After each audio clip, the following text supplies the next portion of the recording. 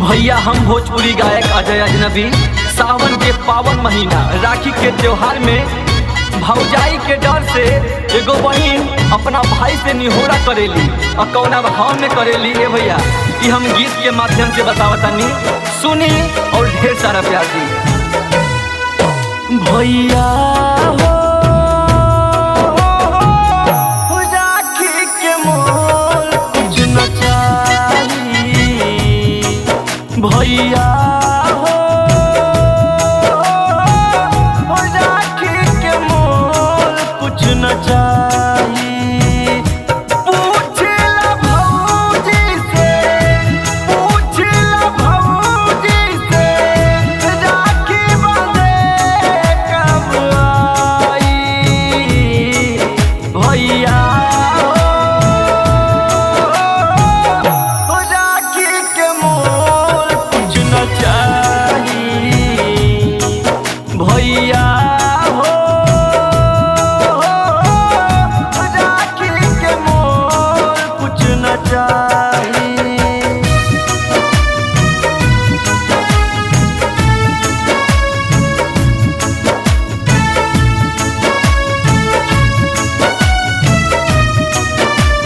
Presented by Agnihotri Production.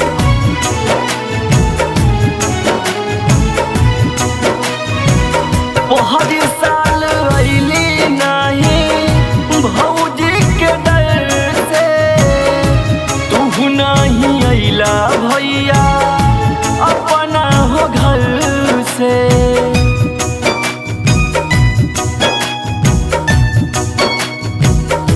हर साल अइली नहीं भौजी के डर से, तू नहीं अइला भैया अपना हो घर से।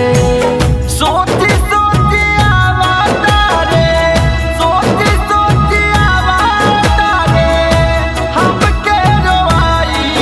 भैया हो राखी के मोल कुछ न चाहिए, भैया हो राखी के मोल कुछ न चाहिए।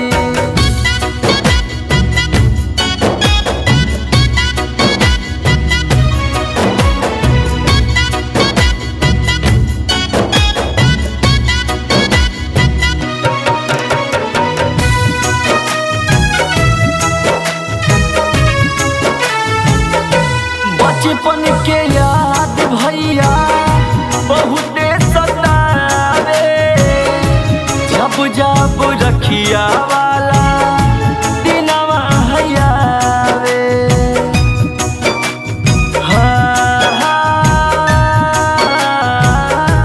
बचपन के याद भैया बहुते सतावे, जब जब रखिया वाला दिनवा हयावे।